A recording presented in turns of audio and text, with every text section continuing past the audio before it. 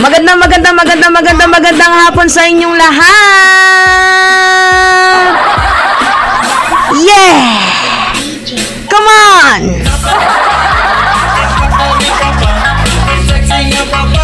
Dapat tayong magpugay. Bakit dapat tayong magpugay? Kasi panalo na naman tayo.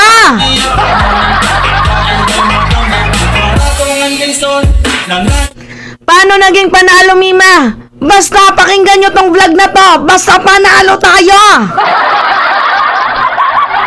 Ito kasi yun, mga minamahal. O, ngayon, hahanapin ko na agad itong si Senator Bato de la Rosa. Sen, nasan ka na? Ha? Nasan ka na, Sen? Nasan ka na? Bakit ko hinahanap si Bato de la Rosa, mga minamahal? Ito kasing kanyang alaga. Natatandaan ninyo yung jukebox? Yung madaldal na lalaking kalbong panot? Nakauri niya din? Natatandaan nyo? Yung kanyang alaga, mga minamahal, guilty po sa kasong perjury.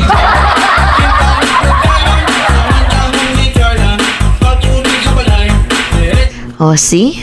Naku, perjury pa talaga. Ano yung ibig sabihin ng perjury? Oh, perjury means a willfully lying in court. Nandito sa Google, ginugil ko. Ha? So, although, aminado naman tayo, mga minamahal, na medyo maikli lang yung kanyang sentensya, mababa na ata yung 5 buwan dito, tapos penalty na 1,000 lang din naman. Although mababa, sige. Pero hindi nyo pwedeng ipagkaila na yung bata ninyo sinungaling. Alam mo, putang ina mo ba? Nanggigigil ako. Alam mo, si Bato de la Rosa, sinira mo yung imahe ng Senado. Diba? Napakawalang kwenta at napakawalang hiya mo. Binaboy mo na yung Senado noong Mayo, tapos ngayong August, binaboy mo din. Kayo pa talagang tatlo ng PDP. Diba? O, pinagtanggol nila si Kibuloy. Yan yung last hearing nila eh. Mantakin nyo, ipagtatanggol nyo yung isang pugante. Ay, yung ginawa kasi ni Bato de la Rosa nung Mayo, hindi niya lang pinagsalita once itong si Morales. Hindi lang once, twice, thrice. Naka-4 pa ata, naka-5 if I'm not mistaken eh. Kaya nga, same lang din yung tanong ko sa sinabi ni Jinggoy. Sabi ni Jinggoy, bakit mo pinagsasalita ang isang sinungaling?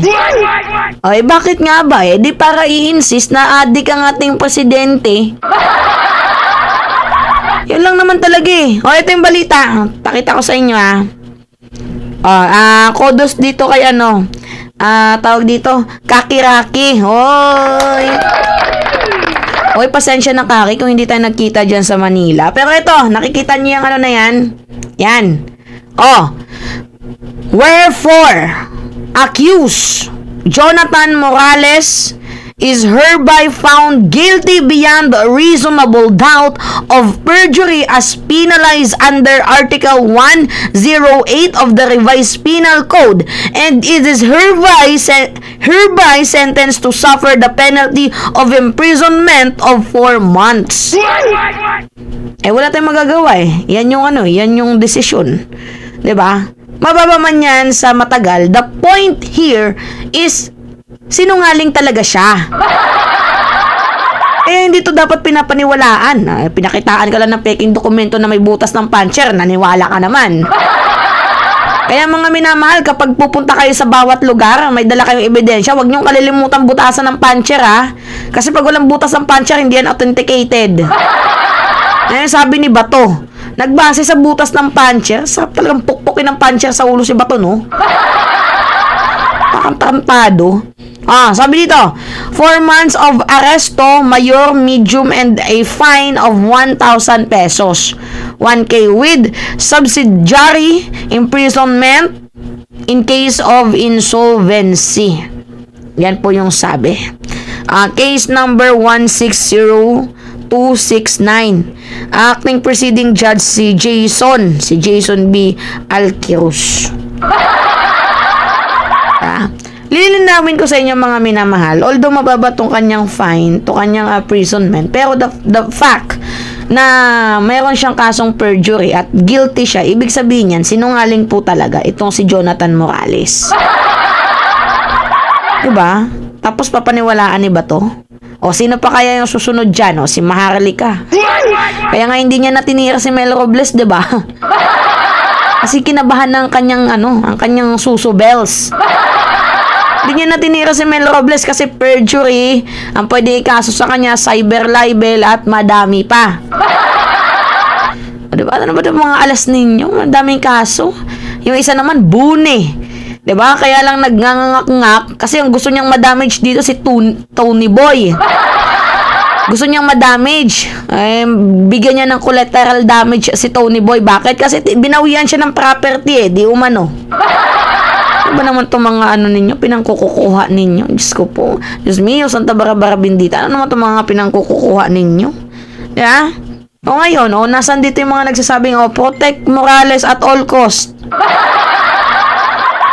Nasaan dito yung mga nagsasabi na protect all Morales at all cost. Binaboy. Gago talaga to si Bato, no? Binaboy mo ang Senado. Weak ka. Diba? Weak kang chairperson. Hindi ka marunong. Kung sa Jingo yan, basag na yan. Diba? Kakaloka. See?